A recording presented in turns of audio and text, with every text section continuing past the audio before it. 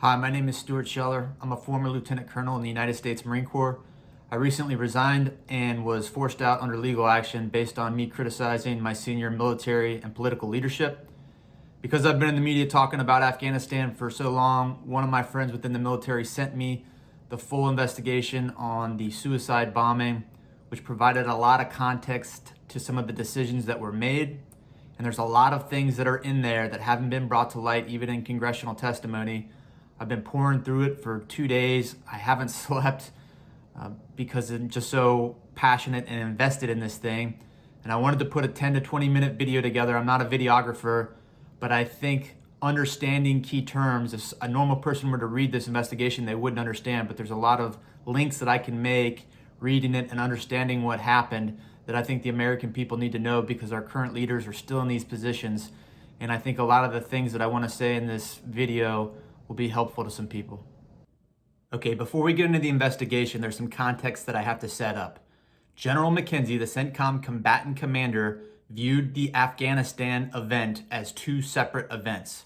From April to July, General McKenzie looked at it as a withdrawal. He advised through the Secretary of Defense to the President that we should maintain 2,500 troops. He didn't actually talk to the President. He relayed this through the Secretary of Defense, and the decision was made to remove all troops and get down to a 650 military footprint, at which point a be prepared to for an evacuation would take place. You can hear him and his thoughts on this now. I will confine my opening remarks to those matters that were under my direct operational control, specifically the withdrawal of U.S. forces and the subsequent non-combatant evacuation operation. I'll only reiterate that I had an opportunity to offer my professional advice to the President through the Secretary, and I am confident that he weighed it carefully. That's all any commander can ask. Once the President made his decision, my headquarters and that of U.S. Forces Afghanistan under General Scott Miller made the withdrawal of our forces our top priority. Okay, what General McKenzie doesn't explain there is General Miller was subordinate to him. So he was in charge of Afghanistan, General McKenzie in charge of the theater. General Miller was planning the evacuation during their withdrawal. So evacuation is the second event. So they do the withdrawal. While they're doing the withdrawal, they're planning the evacuation. General Miller, in charge of Afghanistan, as soon as the withdrawal is complete, on the second week of July, they actually send Miller home and say, job well done. So all the planning they had done with the evacuation under Miller is now mostly null and void. His deputy, a Navy SEAL, Rear Admiral Vassell, steps up. So in the middle of this critical time, we change over generals in between the withdrawal and the evacuation in Afghanistan, which makes no sense. Every base was handed off to Afghan forces according to a mutually understood plan. This is particularly true of Bagram Airfield. Many of you have visited Bagram at some point over the past 20 years and were probably struck by two of its defining features: its sprawling size and its isolation. Virtues for most of its lifespan, they rendered it untenable under the circumstances. The guidance I received in April was to conduct the complete withdrawal of U.S. combat forces and plan for a diplomatic security force of absolutely no more than 650 service members. It was not feasible to preserve the U.S. Embassy in Kabul, hold and defend Hamid Karzai International Airport, the embassy's key link to the outside world, and also defend Bagram Airfield with 650 soldiers and Marines. This is General McKenzie explaining why he left Bagram. And when you go through the investigation, all his subordinate leaders have the same questions. This whole time they're planning an evacuation out of Bagram, and I'll get into the details, but deep into the planning, he just decides to pull Bagram, which was a terrible decision, and he's addressing it here because he's starting to receive backlash. This is important. Yeah, Frank, we know it's important. That's why you're talking about it. The Bagram option went away when we were ordered to reduce our presence to the 650 personnel in Kabul. Holistically, I was very disappointed by the senator and representatives' questions to the generals, but there were two lines of questioning that I thought were very effective, and it really bring out the problems that I don't think General McKenzie was very effective at answering. General McKenzie, you went from 2,500 troops in Afghanistan in April to 650 in July, and then turned around and put 5,000 back into Kabul. Now, you've said repeatedly that you personally believe the Afghan government would fall if we didn't maintain a certain number of troops in country. So why didn't you plan for an evacuation and leave enough troops on the ground to conduct it?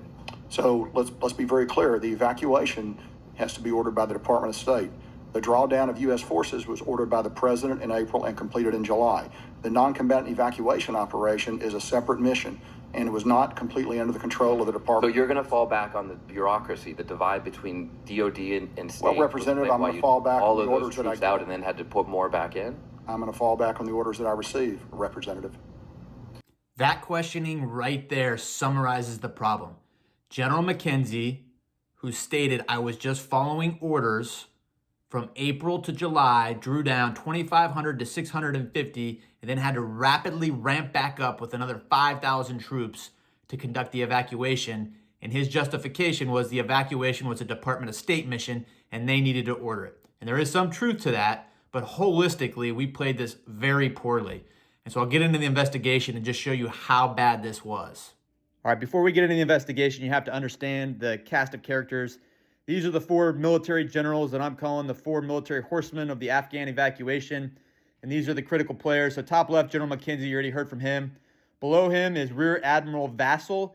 He is the guy that took over when General Miller left Afghanistan in July. So in July, he stands into U.S. Forces Afghanistan. So he's the Afghanistan commander from the military side.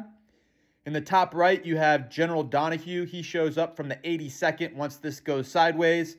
And in the bottom right, you have Brigadier General Sullivan. Brigadier General Sullivan is the one that is planning the evacuation.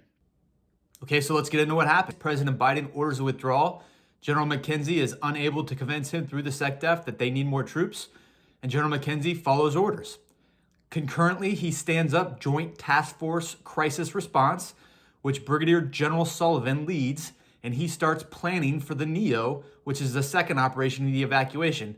So while General McKenzie and General Miller, still in Afghanistan, are withdrawing troops, they are also concurrently planning for the evacuation. So here's a quote straight from Brigadier General Sullivan that I took right out of the investigation. I'm not going to read it all to you. You can pause it if you want to look at it. But he essentially addresses, in April when I stood up, I had 160 days of planning and only 18 days of execution. Why did it not go well? And he says the same thing General McKenzie said was because the assumptions continued to change on the ground. One of the big assumptions was all the way up until June in his planning exercises, he states that he was still planning on using Bagram. The decision in June to pull Bagram through the planning for a loop, at which point he had to update his plan come July. This is a quote from one of Brigadier General Sullivan's lead planners that was working with him. They black out his name, so I don't know who it is. I'm assuming it's a colonel that worked with Brigadier General Sullivan. And he talks about when they went into the planning, the tabletop exercise in June, they were still planning on using Bagram Air Base, but CENTCOM at that time started hinting that they weren't going to be able to use Bagram. Concurrently, on 15 June, they actually pulled the medical facility out of Bagram and moved it to Kabul Airfield, where later they quote in the investigation that it caused a reduced medical capability when it came time for the evacuation. And then on 5 July, the United States fully evacuates Bagram. And when they asked the planner why they pulled Bagram off the table, he says, I don't know. I sure would like to know why that decision was made as well. Okay, so now we have to start looking at the other half of this operation, which was the Department of State, led by Secretary of State Blinken. How did Secretary of State Blinken get his job? And I know from my own time as a staff member here in this room for then Senator Biden, just how invaluable a partner Congress is. Okay, so Secretary of State Blinken has a special relationship with President Biden.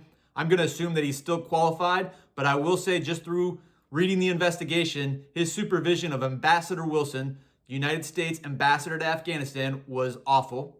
Ambassador Wilson escorts the president of Afghanistan, President Ghani, to the United States on 25 June to meet with the President of the United States. Following that meeting with the president, Ambassador Wilson takes 2 weeks of vacation stateside while the United States is trying to plan the largest evacuation in its history. General McKenzie is saying that he's not putting troops or mobilizing because he's waiting on the Department of State, and this guy during this time is stateside on vacation.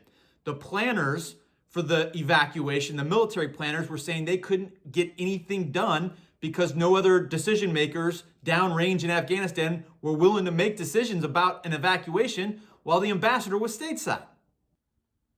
So to recap, in mid-July, General Miller, the Afghanistan military commander, leaves, calls it mission accomplished, and his deputy, Rear Admiral Vassell, takes over. Ambassador Wilson gets back from his leave mid-July to Afghanistan. The military troop levels are now down to 650. We've abandoned Bagram Air Base, and that takes us into August when this happens. But on 10 August, the Taliban actually seized Bagram Airfield. That adds at least 5,000 troops to their forces that were in the prison on Bagram that we left in there. So when they take it on 10 August, now they have got 5,000 additional troops. On August 11th, the day after that, General McKenzie at this point realizes the evacuation is going to require more than his 650 troops, and he asks the Secretary of Defense for more forces. He does this before the evacuation is even called by the State Department. So again, if he's going to ask for it before that call is made, it begs the question as to why he didn't make that call sooner. And then the evacuation was actually ordered by Ambassador Wilson on 14 August, once the country had almost completely fallen at that point. That same day on 14 August, all of the embassy personnel move out of the embassy into the Kabul airfield. So now on 14 August, the only place that we have is the Kabul airfield. On the August 14th as well, that's when 1-8 and the MU and the 82nd, all the additional forces that General McKenzie requested, start showing up to the Kabul airfield.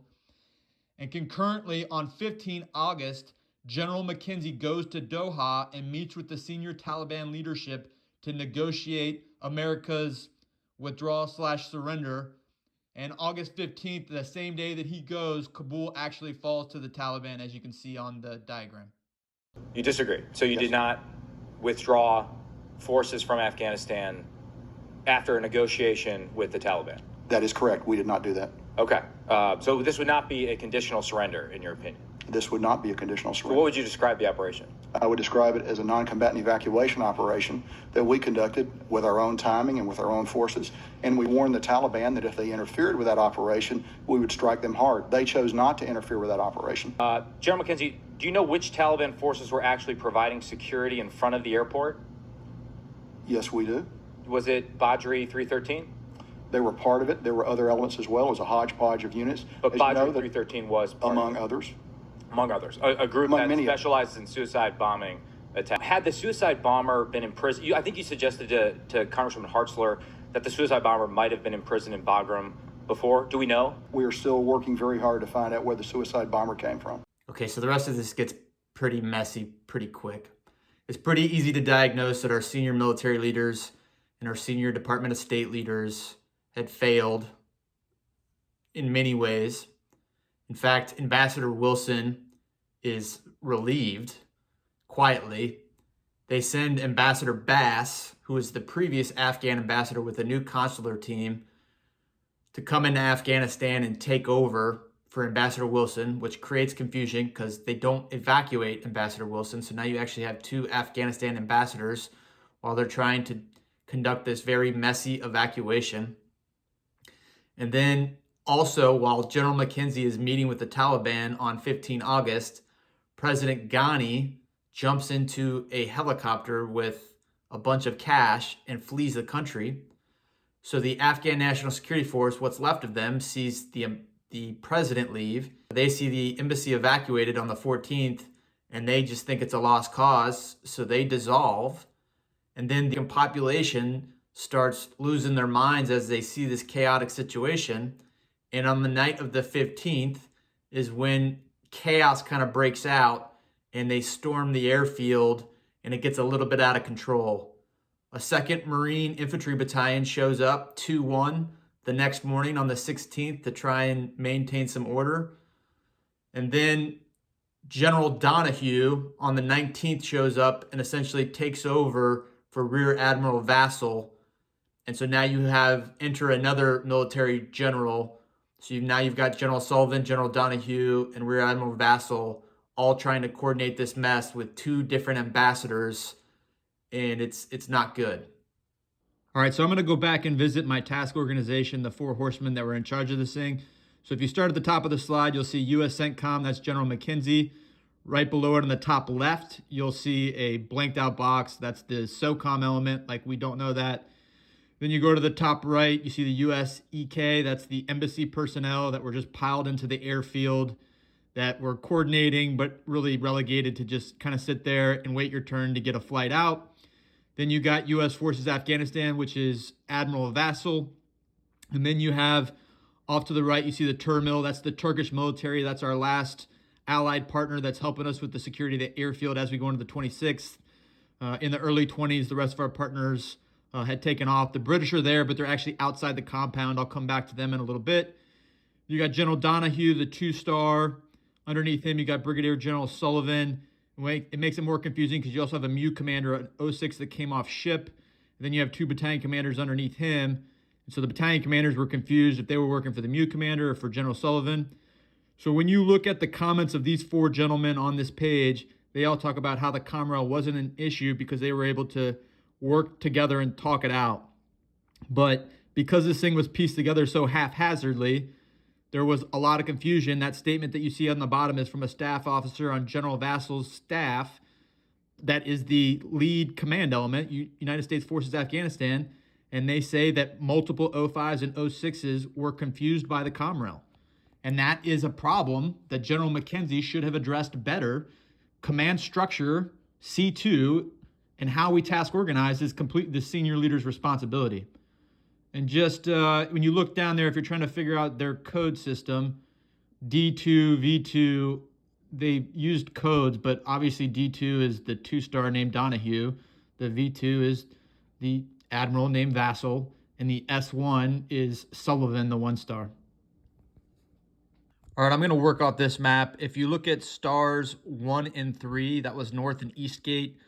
Those were manned by Marines Unit 1-8. The star 4 is the Abbey Gate where the attack took place. That was manned by 2-1, an infantry battalion. And then not on the map are South and West Gates that 82nd Airborne also had. So you essentially had 2-1, 1-8, and the 82nd all underneath General Donahue, the 2-star, fighting the fight.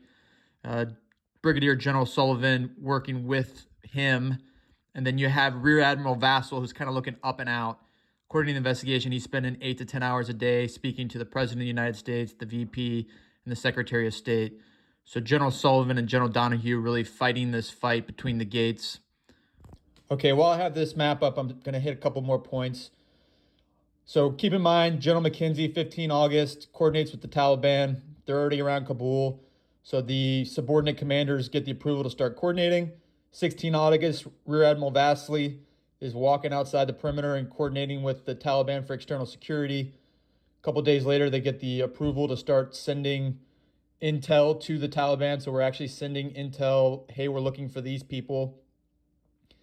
Also, after the night of the 15th, when all the civilians ran over the airfield and we had to kind of push them back, it got chaotic. We had some Marines. We killed at least 2, confirmed in the investigation. I have, off channels, not in the investigation, that we killed a lot more, which no one seems to talk about in any of the congressional testimony. So we are firing and killing Taliban that's providing our security. And then to make it even more complicated, because we were having a hard time maintaining security around the airfield, the CIA, wanting to participate, brings in their trained Afghan unit called the National Strike Unit, which is, I don't know why we made that decision, but there is a lot of positive feedback in terms of them holding security. But then a couple days later, on the 22nd, somebody shoots at one of the NSU from outside the compound, and then they respond by engaging the Marines. The Marines returned fire and killed one of them and wounded 6 more. And then after that, the NSU admitted their mistake and then just said, we're not going to play anymore. And I don't know where they went. They went and sat down probably next to the Department of State guys. All right, so what were the Marines actually doing? Here's a couple comments that really paint a picture. I mean, this staff officer points out how Marines at Abbey Gate were forced to play God by identifying who would be allowed into the airfield. So they're just standing there on HESCOs trying to check passports or documentation for American citizens. And then there's also a long list of other people from outside the country that are calling the State Department, generals, calling in friends, trying to get people into these gates. And the Marines are just put in a terrible position. I put a third comment on there, another comment about how the Comroe didn't match, but what was more interesting was how the ROEs were not clear. Depending on the statements you read, some people say they clearly understood the ROEs, but I think, a company commander, battalion commander might clearly identify to his Marines what the ROEs are, but that comment coming from U.S. Forces Afghanistan command structure saying that the ROEs were unknown just shows that across the command structure, not only was the C2 confusing and the task organization confusing, but the ROEs were confusing as well. So everyone was just trying to do good dudeship, but through and through from the top levels, there was not a good coherent plan, and the Marines on the ground were set up for failure. All right, I don't want to belabor the mistakes on the tactical level, but there's a couple things that just have to be illustrated. So working off this graphic, you can see the Baron Hotel below Abbey Gate. That is where the British were conducting their evacuation outside of our perimeter security, but it's inside of the Taliban's external security. And going into the 25th, all the other gates had closed, and Abbey Gate was the only gate that was still open for the Americans' evacuation. The Americans wanted to close Abbey Gate and had planned on closing it the evening of the 25th, but they decide to keep it open for the British that are still in the Baron Hotel because General Sullivan makes a decision that he doesn't want to isolate the British, which in hindsight was a bad tactical decision. So right now, the Prime Minister of Britain is calling the President of the United States and asking for more time. And also on the 25th, we're getting reports that there's an S-Vest coming, which, again, would compel you to try and close the Abbey Gate. Depending on whose statement you read in the investigation, a lot of people say, yeah, we got reporting of the S-Vest, but we got reporting all the time, and this was no different. But then there's other senior staff officers in the high command structure that said, we absolutely knew there was going to be an attack the 26th. We just thought it was going to be in the morning. We didn't think it'd be in the afternoon. And so we leave the gate open, and then on the 26th, the attack happens. After we pull all the casualties inside the gate, we close the gate. And then on the morning of the 27th, we open the gate, let the British in, and then close it again, which raises the question, if we were able to do that, why we didn't just close the gate on the morning of the 25th or the morning of the 26th when we knew the attack was going to come, and then just let the British in like we did post-attack. Following the attack, there was a lot of reports and questions about a complex attack. In the investigation, it reads that the British fired a couple warning shots, and some of the snipers over the Abbey Gate Tower fired a couple warning shots. And so it seems like there was a bunch of people firing, but there was no confirmed enemy, at least in the investigation. It didn't read like that. Out of respect, I'm not going to put any of the casualty diagrams or any of the bad pictures, but I will put two pictures just illustrating what the Abbey Gate looked like. In this first picture, you can see the Marine standing on the HESCO, as was described by one of the staff officers, acting like God, trying to check papers in that mess of people, in that terrible position that we put him. And then in the next picture, you can kind of see the standoff between the two gates. It was an inner gate and an outer gate, and there's a canal just at the base of the green gate. And essentially, the suicide bomber got through the Taliban security checkpoints. The investigating officer has no idea how that happened. And according to the investigation, on the far side of the canal, detonated it, and all 13 service members were standing there between the two walls. And according to the investigation, died instantly. I know some of the parents were thinking that it was gunshot wounds. Again, according to the investigation, it was ball bearings from commercial explosives that projected ball bearings that could look like gunshot wounds.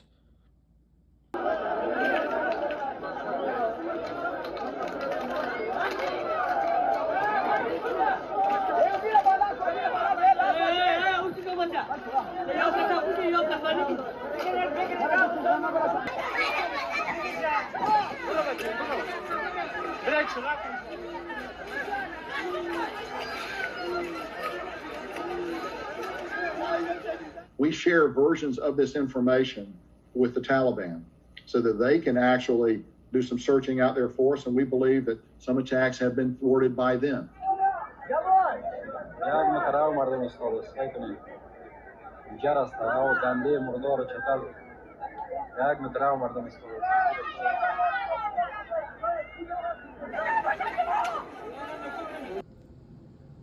Following the attack at the Abbey Gate, General McKenzie assigned an investigating officer, which have been from all the statements I've been reading from, and he wrote in his endorsement to the Secretary of Defense, "Based on the totality of the facts and circumstances detailed in the investigation, I do not believe that any adverse administrative or disciplinary action is necessary or appropriate for any U.S. personnel involved in our operations at Abbey Gate." General McKenzie,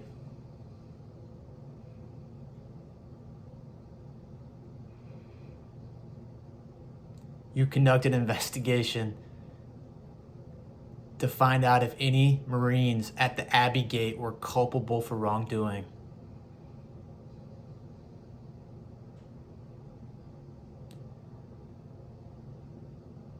You made the decision.